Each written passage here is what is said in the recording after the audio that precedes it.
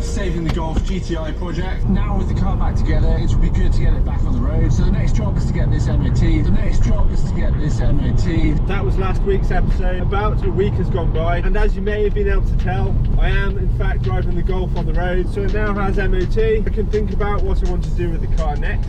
Firstly though, I'm going to get rid of this. It's annoying me now.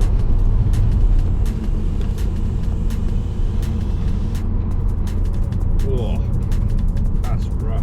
Smells like potpourri. Other than enjoying this car a bit, driving it day to day, I'm struggling to think of other ideas. A track day or two is a must, but as I'm driving the car now, I'm thinking it's very comfortable, good for long trips. It's not too noisy, got 5 seats. Maybe it would be a good car for a trip to the Nürburgring. As far as the stuff that's left to do on the car, in all honesty, there's not a great deal. However, it needs a massive clean inside and out. I may go and see if a car wash will take it on. Otherwise, I'll have to do it myself.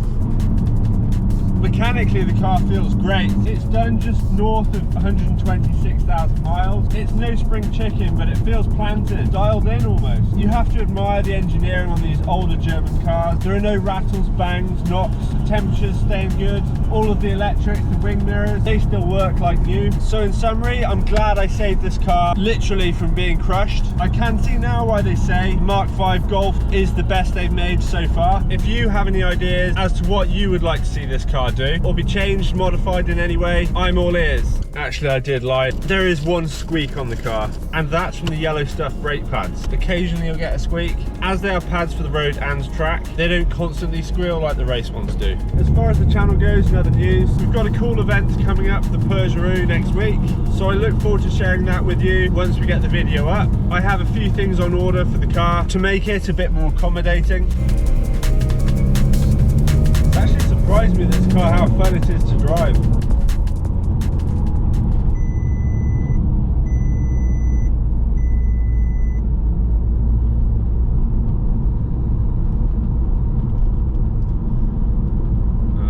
It's just said stop the engine. So I need to see what's going on here. I better check the engine oil. It just said engine stop. Oh. I think I spoke too soon. All right, let's investigate. Oh dear.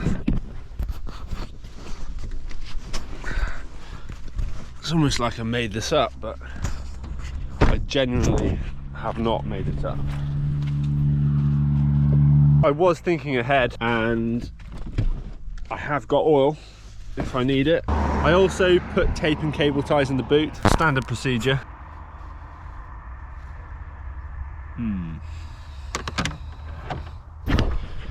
It's showing very little, if any.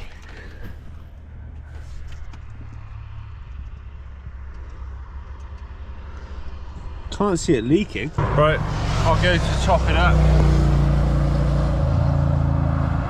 Oh no, very hard to tell. Yep, there's oil in there. So I'm not sure what that warning was about. Birds have already got me.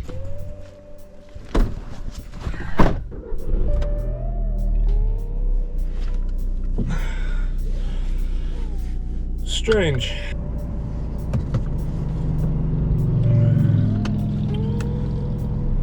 Okay, let's see how we go. All seems okay. Okay, I'll update you if anything else happens. We haven't talked yet about how much this car cost to build, let alone buy, so that's what we'll do next. The car cost £150. At the time, that was the agreed scrap value. The sheet metal that I used to repair the sills, which I forgot to add when filming this clip, £60. The replacement lowering springs for the front were brand new. They were £85. The yellow stuff brake pads were £123.95p. I replaced the wheel bearing on this side too, which was £45. The new discs were £104. The orange vinyl, which I think I got 12 meters of, was £250. That probably explains why the vinyl was so hard to work with. The blue vinyl I already had, so I haven't counted that in the price. Along with the side mirror glass, I replaced just the lens alone, which was £5.83. I replaced both drop links at the front. Both of those were £14.24. Both rear handbrake cables were replaced as they were completely seized. Lastly, I added together all of the consumable products like screws, silicone to hold panels on, paint for the front grille. All of that came to a grand total of £58. Now, if I do some quick math, the grand total from getting the effectively scrap car to being roadworthy, £969.60. I did have a mental budget of around £1,000 for this project, so we've come in just under that. I have just been looking on eBay, and the cheapest Mark V Golf GTI I can find as by it now is about £2,000. So that gives me a good idea of what the market's like. However, I don't plan on selling this car soon. I want to get some use out of it and have some fun. Clearly the car is not perfect, the paint's horrendous. I think it's been in a rear offside accident too. Anyway, hope you enjoyed the video. Like, comment, subscribe, and I'll see you very soon.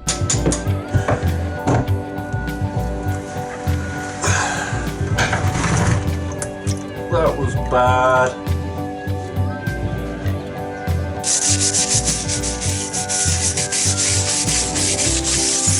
I definitely need a brew after that ordeal.